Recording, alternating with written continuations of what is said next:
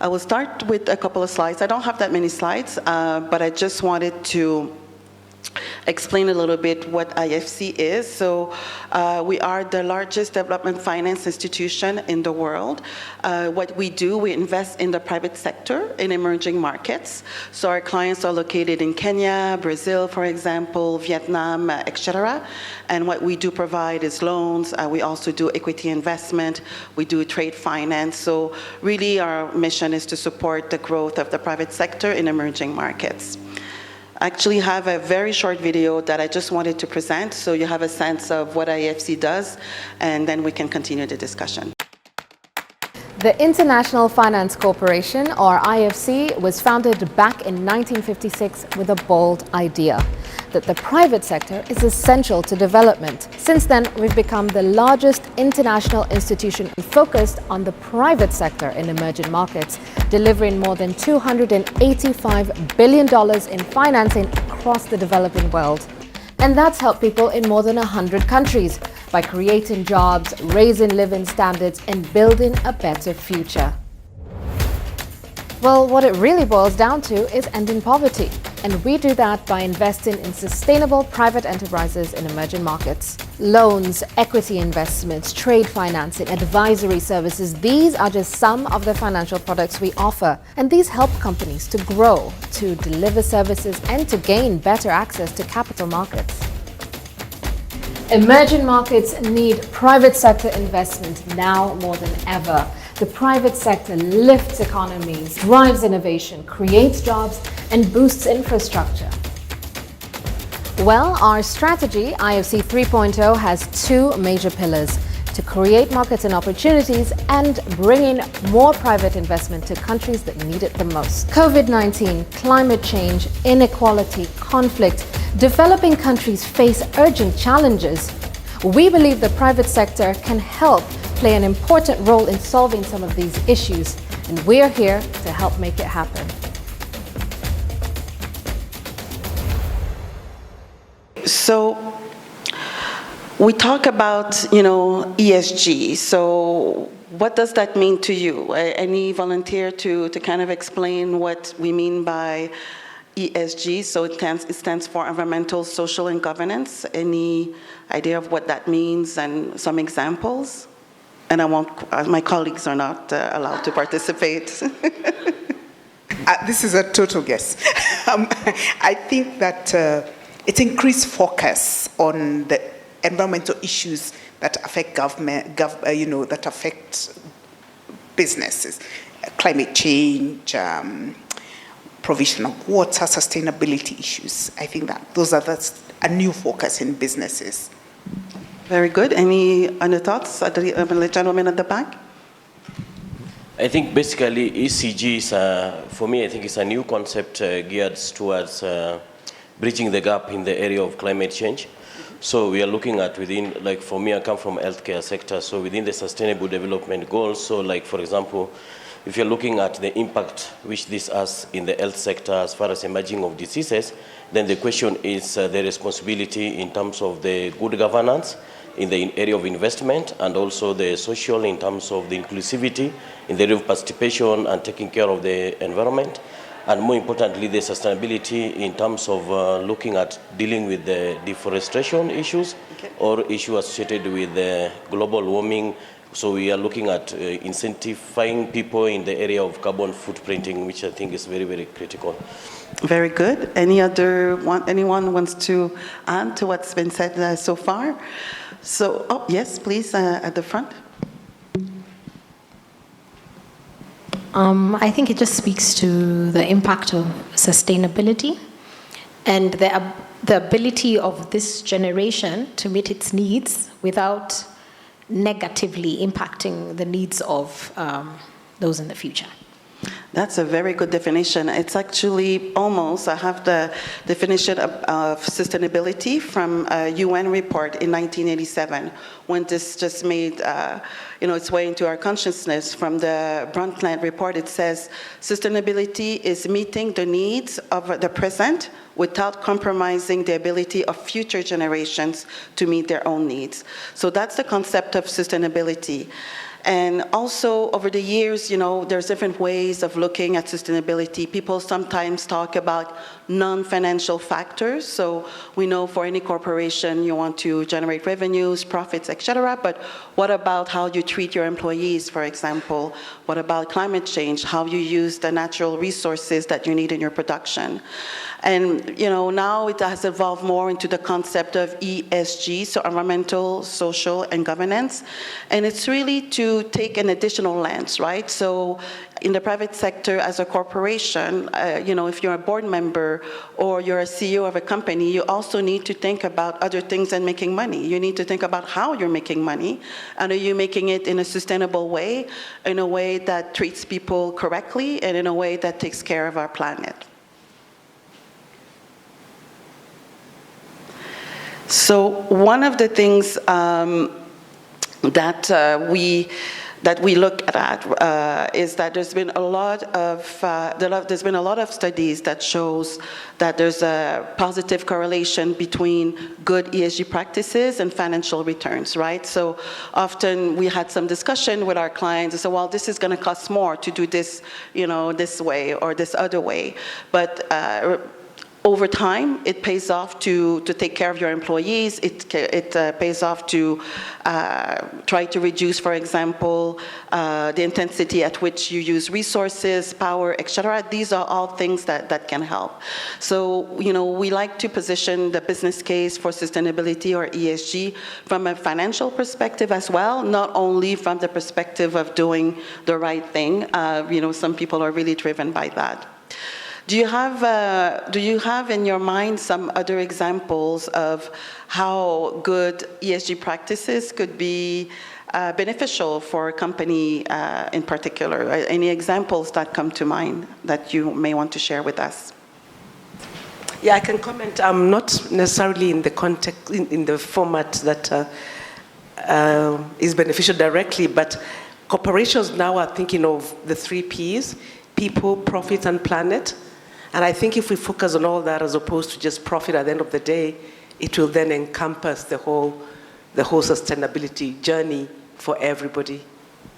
Absolutely. So we call that the triple bottom line, right? So again, there's all those concepts kind of floating around: triple bottom line, non-financial, ESG, sustainability. I mean, there are some differences between all of those concepts, but it's just mean that you go beyond, from a corporate perspective, you go beyond thinking only about the shareholders.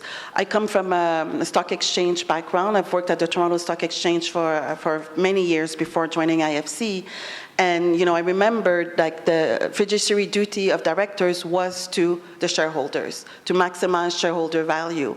And that concept has evolved a lot in the last 20 years to also have to take into account other stakeholders. You have to take into account your bondholders, for example, but also your employees, the community in which you operate, etc. So these are all concepts that point to the same thing, in the sense that corporations are not only there to maximize profit or for financial return, but also need to take into consideration how they do business and take those opportunities, to be able to take those opportunities and manage those costs. So at IFC, we have some standards. So we have what we call our performance standards that are focused on ENS, so environmental and social. Our first performance standard is around risk management. So is the company equipped to identify, manage, and mitigate environmental and social risks, for example, present in its operation? We have performance standards around labor condition. We look at also the supply chain. What are the human rights in supply chain, occupational health and safety, gender-based violence as part of as a worker.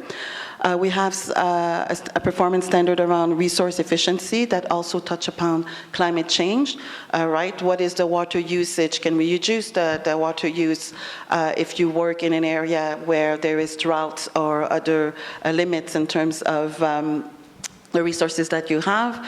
We also look at community. So what is the impact of your activities on the surrounding community? For example, when you have an infra project that is in a remote area, often there is the use of security forces to keep the project secure. How are they interacting with the community? Are they interacting in a respectful way with no violence, for example?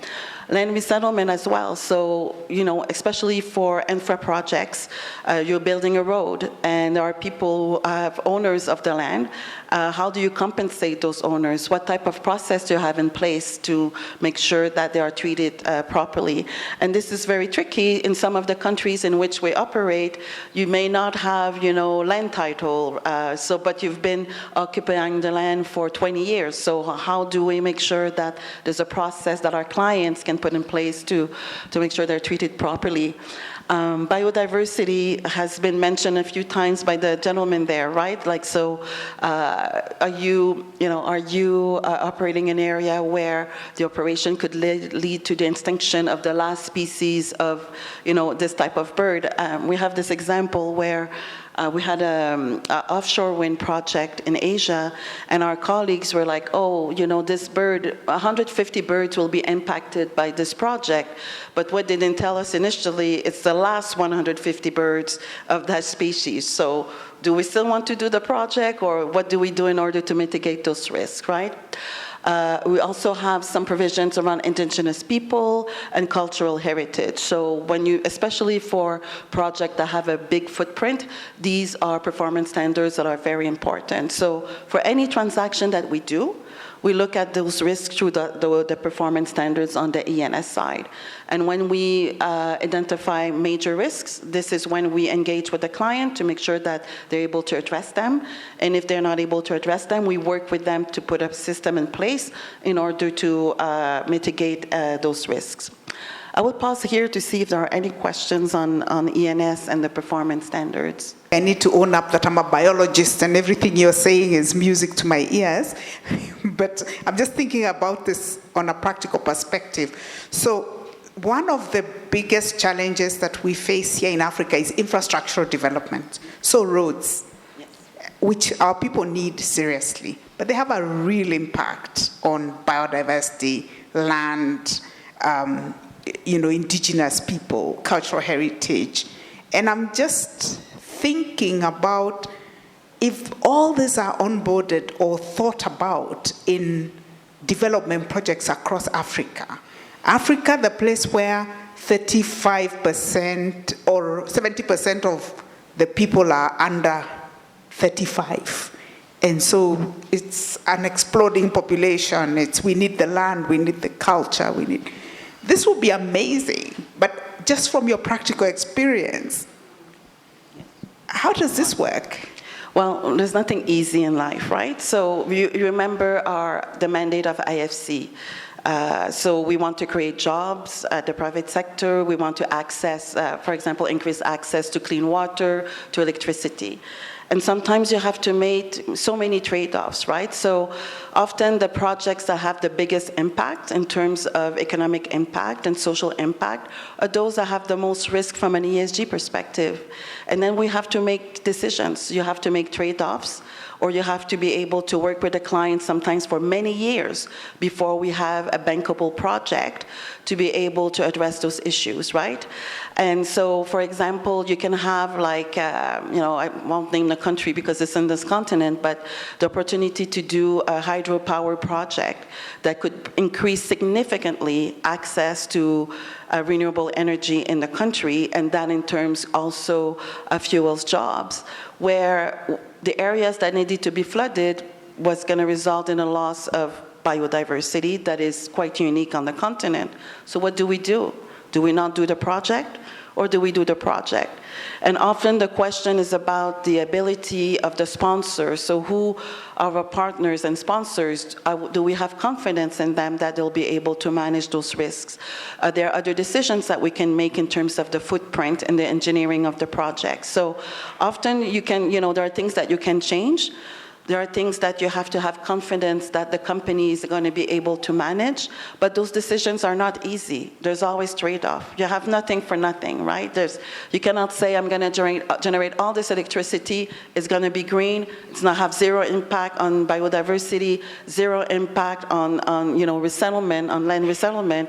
I mean, those projects, don't really exist, right? So this is what we do on a daily basis. In the department that I work in, we have 200 ESG specialists, more than 200 ESG specialists, and they're trying to find solutions to those types of issues. And how do we make those trade-offs? And how are we comfortable that what we're doing still is in compliance with the performance standards, but also bringing this economic development that we need. So for infra, it's particularly tricky to be able to do projects. It's not, projects that come like neatly packaged with a nice bow and we say, oh, everything is okay. You're going to be able to double the electric capacity or triple the roads in a country without it being messy. So, some people say the development business is quite messy, and that's exactly the types of things that we have to think about when we do a project. Yes? Can you tell us your onboarding process and how long it takes to take over? Sorry. You mean how due diligence process? Or? How you onboard a client so that you can support, finance, or invest in whatever state or form, and then tick off all this? And then how long it takes, yes. And then the investment takes off. It depends, but because sometimes we have clients that are quite capable, but the project is quite complex, so that's kind of a different dynamic. But we do have a lot of low capacity clients. So what do? We can structure an advisory project. So, I'm responsible for ESG advisory. So we may work with the clients and agree that we're going to help you set up, for example, an environmental and social risk management system, which is kind of the basics. At the very least, you have to have a system to capture the risks. You have to have a system to manage them, right? So we can work with the clients and provide advice in that respect. We have also what we call, before investment, we call that upstream. So we prepare the client and the project, trying to de-risk, ESG elements of the project. So that's another way to do it.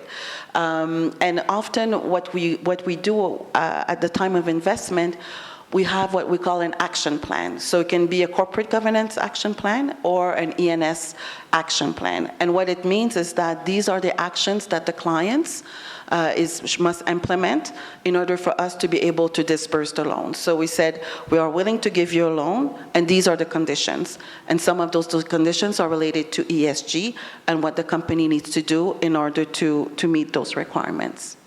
But it can take very little time, or sometimes we work years before we're able to disperse or able to bring the investment forward, depending on the situation. So we do loans and equity. Most of our portfolio is loan. We do equity as well. We also do short-term finance, trade finance. We invest in infra, manufacturing, agri, services, financial institutions. Financial institution is actually about half of our portfolio. So we work very much with banks. We have many banks in Kenya who are our clients. And what's the news also is that we expect those financial institutions to apply the performance standards in their lending practices. So that also requires a lot of capacity building. They need to have systems in place in order to be able to manage those risks and identify them and working closely with our clients. So our portfolio is mostly financial institutions and then almost anything else like in the real economy and emerging markets. Yes? Hi, I have a question. So based on what you said, you're working with, it's like a two-party, you and then the person who wants your investment. So through an oversight, when you're giving out the investment, if something happens to like a third party, which it was an oversight, you did not expect it to happen. For example, like a land resettlement, maybe there was an issue, something arose. Do you get involved in the third party when the third party shows up? Has such a thing ever happened to you? Oh, I don't know where to start to answer this question. It's a very good question, very complex. So so that whole question, or how far does IFC's liability go, is a very touchy and tricky question. So just by way, let me back up a little bit. For ENS issues, we have an ombudsman, so an ombuds function. So if, for example, a community feels that our project has hurt their livelihood, let's say you were a fisherman, we finance a project that built a road that goes across the river where the fishermen used to fish, and it's like, I don't have the same access to fish as before. So IFC, please do something about this. I went to, so first you go to the owner of the road, and the owner of the road is ignoring the complainant.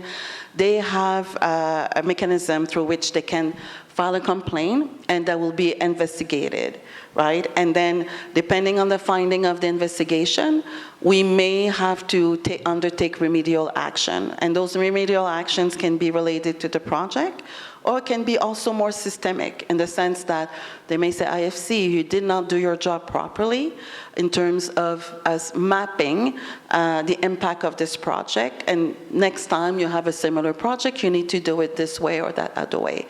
So it's very tricky because it's an area where, and now I'm going to wear my corporate governance hat, right? Like, we're not the owner of the project. We are a financier. So how far does our liability goes vis-a-vis the liability of the responsibility of our clients? And, when I was talking about our financial institution portfolio, it's even worse. Sometimes they come to us because it's not even the financial institution that we lent money to, but what that financial institution lent to another project, and then they come to IFC and say, that project generated a lot of GHG emission. IFC, do something. You have to do something to remedy the situation.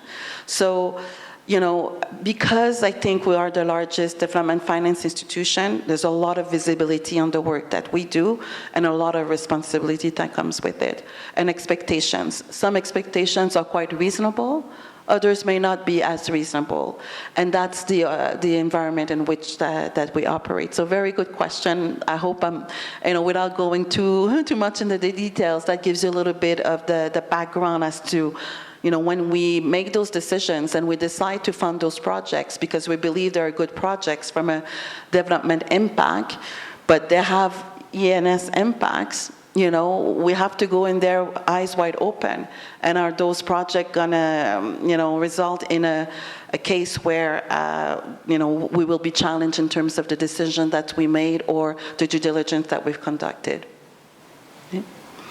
Okay, I will talk about the corporate governance side as well. So we have a corporate governance methodology. And the corporate governance methodology is based on 6 parameters. So when we talk about commitment, it's tone from the top. So, what is the commitment of the board and senior management in terms of ESG? The second one is board structure and function. So how does the board operate? What's the level of independence on the board? We look at gender diversity, for example. Is the board, well equipped to be able to lead the company and oversee the company? We have the third parameter, that's control environment. So, for example, everything that relates to financial controls, segregation of duties, are there policies in place, internal audit, etc. And then we have disclosure and transparency. So we look at not only the financial statements, can we rely on them, but also more increasingly sustainability disclosure. We also look at minority shareholder rights. So, in that, we look a lot at related party transactions with significant shareholders, for example. If we're in equity, for an equity investment, what types of rights do we have? And what matters can we vote? What matters that is not subject to a shareholder vote? And then we have the governance of stakeholder engagement. So this is coming back to the idea I was talking to you earlier about incorporation no longer only be motivated by financial gains, but also understanding the ecosystem of your stakeholders and being able to make sure that they are properly governed. And the way the corporate governance methodology works, it's very progressive in nature. So we have for each parameters, we have 4 stages of progression, because we realize as well it's not one size fits all. And we have developed specific matrices for listed companies, family-owned businesses, state-owned enterprises, to take into consideration their particular setup and attributes. Any question on this part? Yes? So I do have a question first on the performance standards, where you spoke about the trade-offs. When we look at trade-offs and sustainability leadership, currently we're being told as organizations we need to look at trade-offs not as challenges, but opportunities for creating sustainable businesses, as well as for promoting innovation. I work for a financial institution, and some of the things that I have seen is that sometimes we are not able to determine the balance between the trade-offs and the values, or communicate that to our key stakeholders. So based on your experience at IFC, do you have a framework for determining that balance for the trade-offs? And how do you then communicate that to the key stakeholders so that they appreciate the long-term value creation?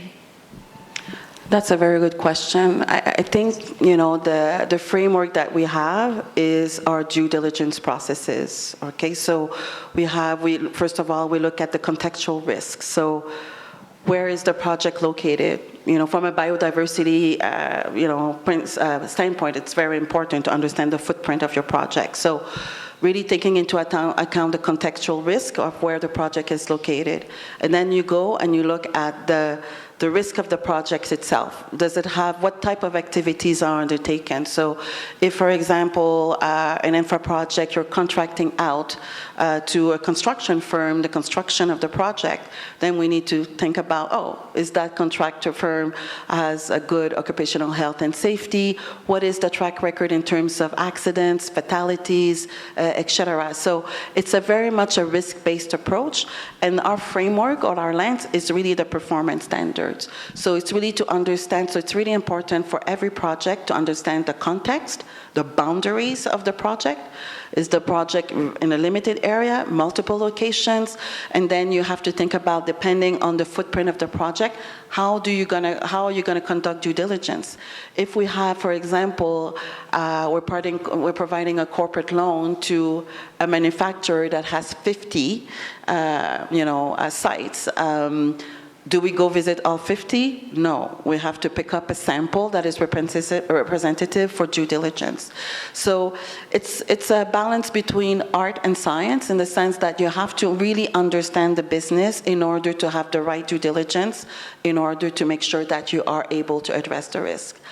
And what we do on the ENS side, every project, I think almost every project, Atia will correct me if that's not correct, we have to prepare a disclosure. So you can go to IFC's website and you can see all the projects that we have. There is disclosure that describes the project, but also the performance standards that have been triggered by the project, what are the risks, and describing what are we doing about them. So there is transparency, there is accountability, and that also feeds into third parties being able to raise issues with us. So those disclosures are made in advance of disbursement. So it means that sometimes we may have to react with additional information that comes up as part, because the project was disclosed. So that's also part of the ecosystem. And once a project is in portfolio, we do also we do supervision. So depending on the level of risk, so maybe I can back up. So we have different risk categories from an ENS perspective. So we have category A, which is the highest risk, and typically these are large projects with a big footprint. And then you have B and C. So I think the vast majority of our projects are category Bs. A is exceptional, so exceptional risk that we may not be able to address and properly mitigate are category A projects. So those projects we don't have many of them, but they do require a lot of heavy lifting to understand everything that could go wrong almost and be able to address that in our due diligence or in our action plans. Does that answer your question, or? Yes, it does. Now, the second question is on the corporate governance, on disclosures. So there have been cases worldwide where the sustainability report does not align to what is actually happening on the ground. So we've had organizations that I would say are playing lip service. So how do you measure transparency in the sustainability report to ensure that whatever is being said is actually what is happening? That's a good question. We don't necessarily do that actively as part of our due diligence for investment. However, we do have a very strong advisory practice in sustainability and integrated reporting. So what we're trying to do is to help our clients do better in terms of identifying what is material from an ESG perspective, being able to disclose that in a manner that is fully transparent and also correct. We are, as many others, very concerned about greenwashing. I think that's what you're alluding to, right? So people saying that they've done X, but they've really done Y. Or maybe they've done X that was excellent, so you may say, I preserved so many hectares of, farmland, but then you mistreat your workers. And, so at the end of the day, is this really a good company or not from a ESG sustainability reporting? The difficulty also for sustainability reporting is that until recently, there was no set standard. Now that the IFRS Foundation has put forward the sustainability reporting standards to create a baseline, I think it will be a lot easier for us to make judgments about whether or not they meet the standards. So I think that's also was the challenge on the sustainability reporting front, is the lack of harmonized and unified standards. Yes? Just leading up to that, we know that ISSB 1 and 2 have come in now, but in the interim, as Africa gets ready for it, we've been using integrated reporting, we've been using SDGs, we've been using many, many models, and I know this is the year we were supposed to all start reporting in ISSB, which is IFRS's sustainability reporting standards. As IFC, who are you going to? Because now as we write new reports, we're wondering where do we position ourselves? Yes. So as IFC, what are you going to use it going forward? Okay, so IFC is not a typical corporation, right? So we do in our annual report provide some sustainability related information. We know that we have a lot more to do as an entity to report. And the ISSB standards are really designed for corporate listed entities more than for a DFI or private owned business. So we're going to have to figure out how to align with those standards. And we're also reporting, because IFC is also a debt issuer. So one way that we finance our activities is by issuing bonds on the market. So we are a reporting issuer subject to SEC regulations, and it's pretty clear that, it's unlikely that the United States will adopt ISSB standards. So I would say our landscape is a bit more complicated to navigate.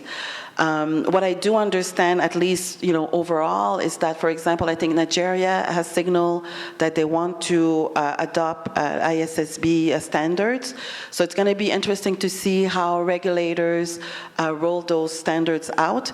I think Brazil has announced that they want to do it on a voluntary basis for the next 2 years, moving to mandatory. So I think we still have a lot to learn in terms of how the market will be able to meet those standards.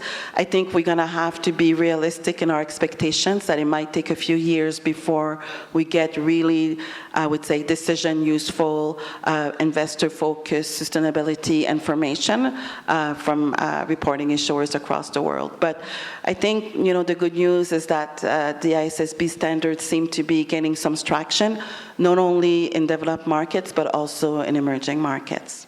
Yes, question at the back. Mine will be basically focused on the sustainability and impact in the area of health, because that's where I thrive a lot. So I think IFC is IMF, and IMF is World Bank, and therefore World Bank control everything as far as, but you can clarify on this. So I'm looking at it in the area of pollution, because we have an aging population, and some of the projects funded by either World Bank or by IMF or by IFC sometimes do have an impact, especially in the older generation, as far as emerging diseases are concerned.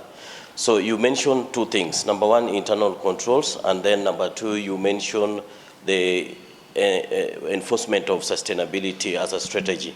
So I want to hear from you that in a situation where, of course, it's a private sector funded by IFC, violating or not keen on the long-term impact of the project as far as the health-related issues are concerned, what happened to such maybe a private client, or what happened to the project itself?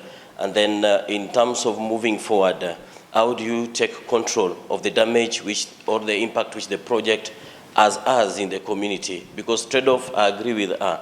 It can be looked in the area of negativity and positivity, and maybe it's a question of balancing. Is it too much of the negative aspect, then we stop it? Or, of course, there's some element of positivity, then we move forward for it. So that's what I want to understand in that area of within the health environment. So the best way I can answer your question is, for example, like if we were a regular financial institution, right, you would focus on, your investment thesis would focus on how much money am I going to make from that investment, okay? And that's pretty much it. I used to work for a pension fund in Canada, and that was the main driver. Other things were also important, but that was the main driver. But as a development finance institution, we need to think about financial returns, because if not, we're going to go out of business. But we also need to think about the impact. So what is the anticipated impact that we think this project will have in terms of job creation, integrating women in the workforce, providing access to clean water, to good health services, educational system, providing more, better bandwidth for internet. Think about anything. We always have to take into consideration the impact of our project. And we do have a methodology that's called AIM. That's a methodology that helps you, that gives a score to a project in terms of development impact. So if we have a project that has a low development impact, a lot of ESG risk, and so financial return, there's a good chance that we won't do that project, right? And when I say, like, sometimes there are trade-offs, we have a very high development impact, and with significant ENS risk, we may want to take that chance, because that's what we do. We want to develop. We want to have positive impacts in terms of socio-economic aspects, right? So it's not easy. It's not like it's not like a straightforward calculation, and these are the trade-offs that we have to make. So we have financial modeling for the financial return. We have a methodology to determine what is the impact of the project. And then we have the risk environment. So what type of risk, for any type of, in finance, is risk reward. That's the same equation, but with other factors, thinking about environmental and social, for example, but also the job we're creating with that investment. So sometimes it's clear, it's a no-brainer, yes, we should do these projects, but there are some projects that are very borderline, and then we undertake, many discussions, we talk with our board, sometimes they send us back and say, do your homework properly, you cannot approve this project, and then we work with the client, and we come back to the board and said, we think we've lessened some of the risk, etc. So, most cases, you don't go into, that area. But those category A projects, for example, that have a huge footprint, have a lot of risk, but sometimes a lot of rewards. So do we want to do it or not? And that's not easy. There's no, I would say, secret recipe. It's just, you have to look at, it's very fact-based, and you have to look at that specific project. Question in the back. Hello, I have two questions. So my first one is on IFC as an ESG standard setter, which I completely agree, because I think my introduction to ESG was through the IFC performance standards, which they're amazing. However, we need more tools, IFC. On ESG, we need more guidance as an industry leader, as the people who started, from the very beginning on ESG and just giving more guidance. I think it pretty much stopped at the standards, and we are trying to figure out, okay, what does labor and working condition means? And we're coming up with our own frameworks and our own tools, but it would also be good to get more from the industry leaders. So my question is, should we be expecting more? Are you working on something? My second question is on ESG due diligence, and especially through your delivery chain. So I know typically maybe you'd have your big clients, you will give them money, and then your big clients will have other people throughout your delivery chain. How strict are you in ensuring ESG is implemented throughout your delivery chain? And how do you support the smaller organizations who have no idea what ESG is, and they need a lot of capacity building and support and the tools that we'd like to see here? Okay, I'll take the second question, and then I think it's a nice segue into your first to go to my next slide, where we'll be talking about something else a bit different. So, at IFC, we have. I'll answer both questions together. I think it will be easier for me. We have a lot of tools, and we do a lot of capacity building. So our performance standards are not just performance standards, there are guidance notes. You can find on our website webinars on each of the performance standards. You can access our online campus resources and do a training on our sustainability framework, performance standards, corporate governance methodology. We have guidance notes. We have handbooks.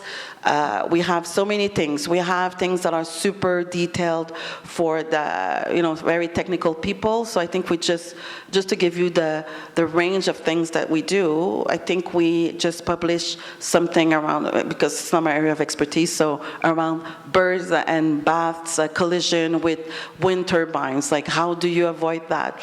Some people say it's important when you do a wind project. At the same time, we do a report on how the EU sustainability approach, like how can you leverage the performance standards to meet some of that. So it's a broad range of issues. We do, we try to do as much as possible and keep everything topical. So, and ESG and sustainable finance now is so broad that we have to touch like many different topics. We also work with partner institutions. We have a partnership with the UN Sustainable Stock Exchanges Initiative, for example, where we provide training on sustainability reporting.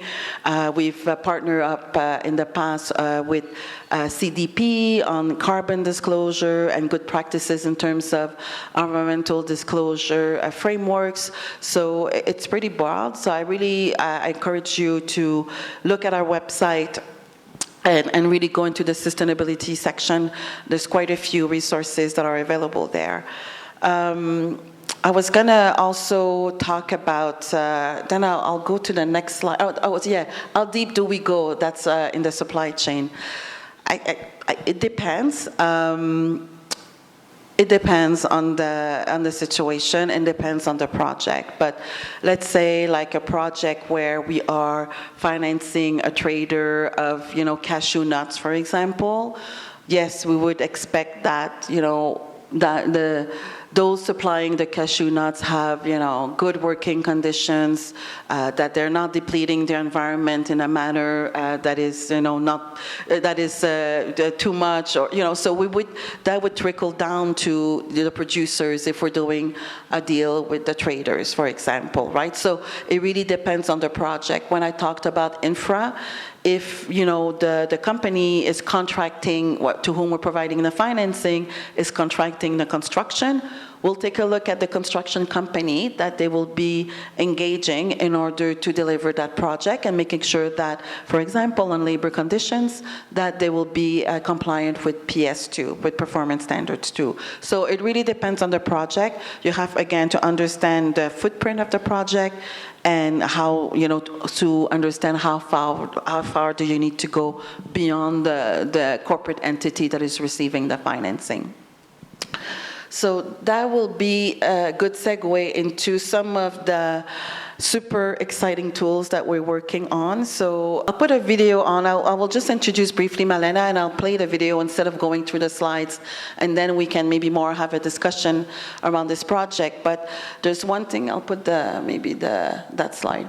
So when there was an opportunity for us to leverage artificial intelligence with all the ESG data that we have. So as you just learned, for every project we do ESG due diligence. It means that we have tons of information. Our clients send us information about their E&S practices, their corporate governance practices.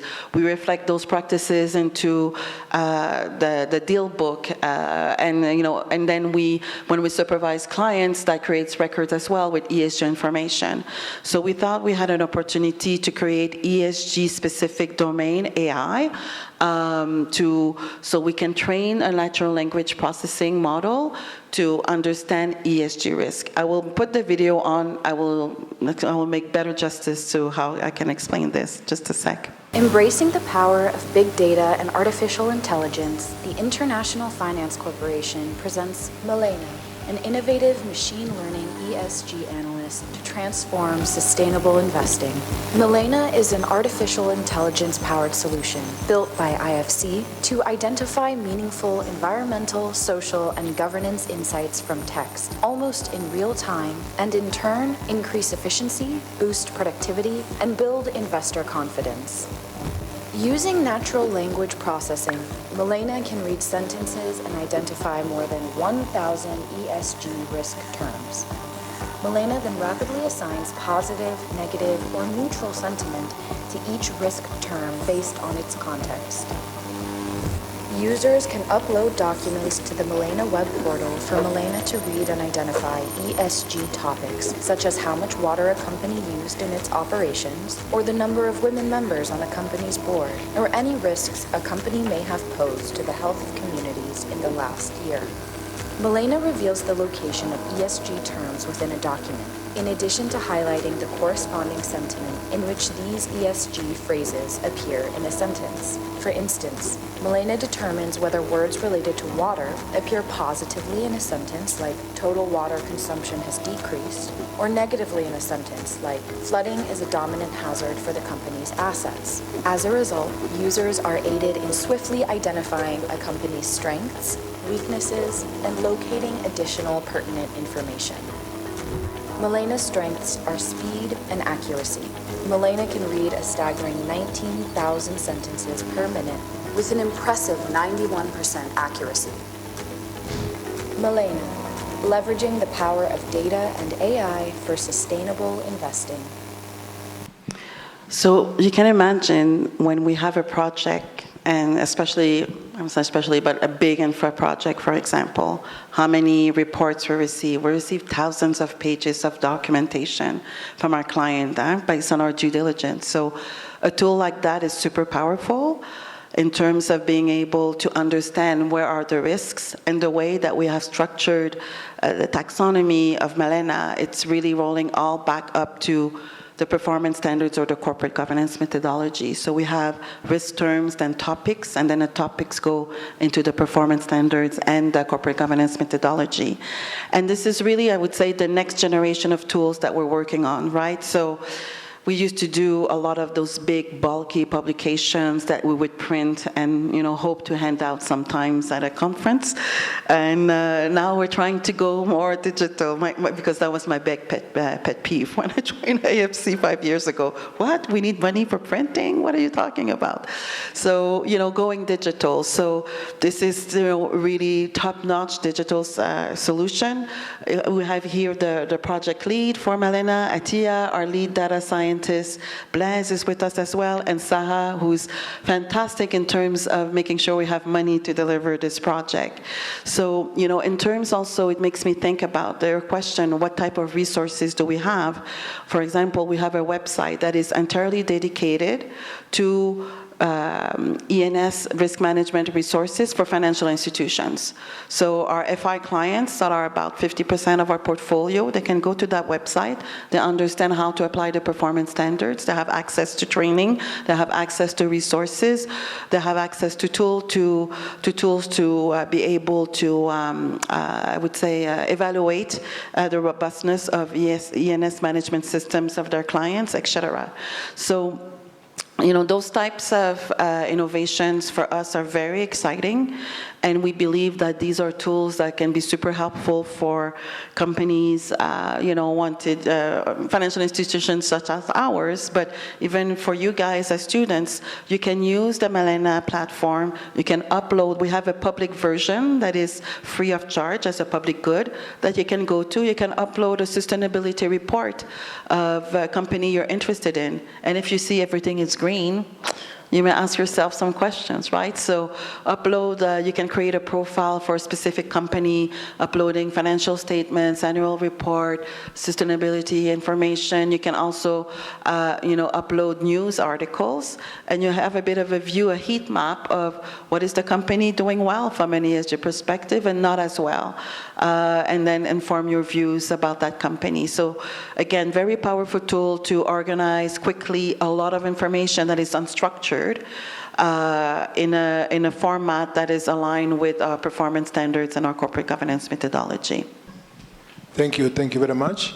My question is rather general. Given that IFC focuses mainly on the emerging markets, and also given that from observation, the emerging markets exist in an environment where political systems tend to be unstable, sometimes very unstable. So how do you waddle through this in deciding how to navigate through the different political systems, and where you get caught up in the crossfires, maybe in the middle of the project, how do you navigate through to mitigate your losses? Okay, so that's a very good question. We have a department, in our risk department, we have credit officers. Credit officers look at the credit risk, but that also include a country risk component.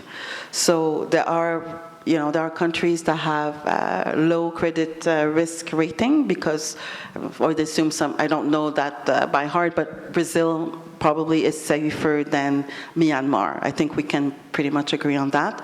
So that would be reflected in the credit rating and the credit score for a particular project or transaction. So this is another ingredient that we have to take into account. When I was saying about development impact, ENS risk, financial return, well, linked to financial return is also the credit rating. The difficulty, I would say, the challenge that we have, and I think we have to rise to the challenge that I think the board, maybe 4 or 5 years ago, asked us to do more projects in challenging countries that are affected by conflict and violence, countries that are unstable, countries where it's difficult, to do business in. So, of course, that means that you have to take some risk. We have a department that's called Special Operations, or I would call it the emergency room when a deal is not going well. It goes to that department, and we try to help restructure the transaction.